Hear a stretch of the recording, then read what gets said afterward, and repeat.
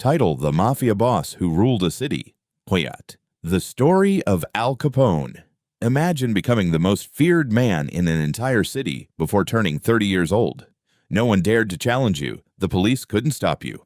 Politicians looked the other way. And ordinary people whispered your name in fear. This is the unbelievable story of Al Capone, the mafia boss who ruled Chicago. Al Capone was born in Brooklyn, New York in 1899 to Italian immigrant parents.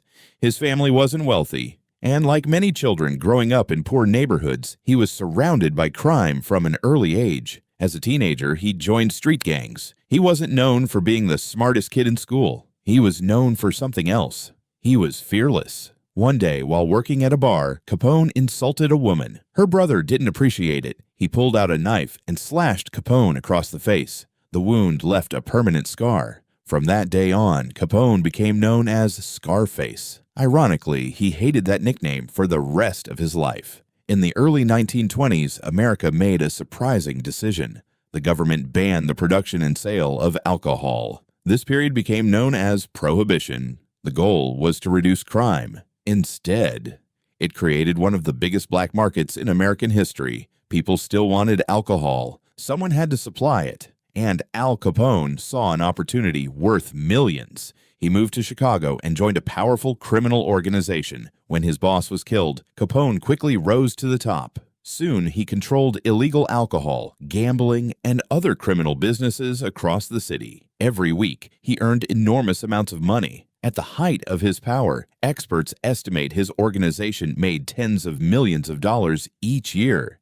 But power always attracts enemies. Different gangs wanted control of Chicago. The competition became violent. The most infamous event happened on February 14, 1929. 7 members of a rival gang were lined up against a wall and killed.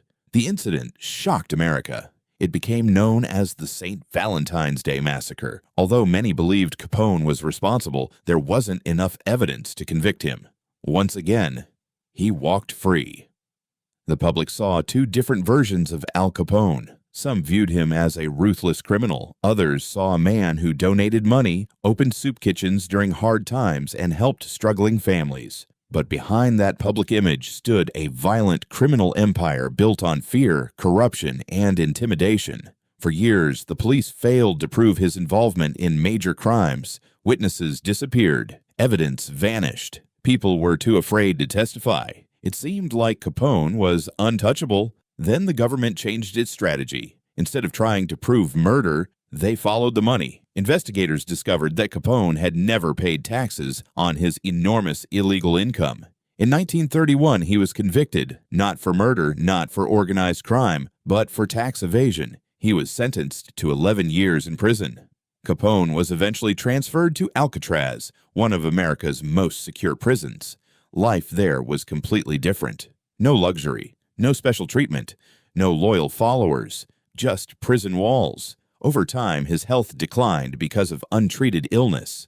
The man who once controlled an entire city slowly lost his influence. After being released from prison, he never regained his former power. Al Capone died in 1947 at the age of 48. His story is a reminder that power built through fear rarely lasts. For years, he escaped some of the most serious accusations, but in the end, something as ordinary as unpaid taxes brought down one of the most powerful crime bosses in history. Sometimes, it's not your biggest enemy that defeats you, it's the mistake you never thought mattered. If you enjoyed this story, subscribe for more real stories about history, crime, and the people who changed the world.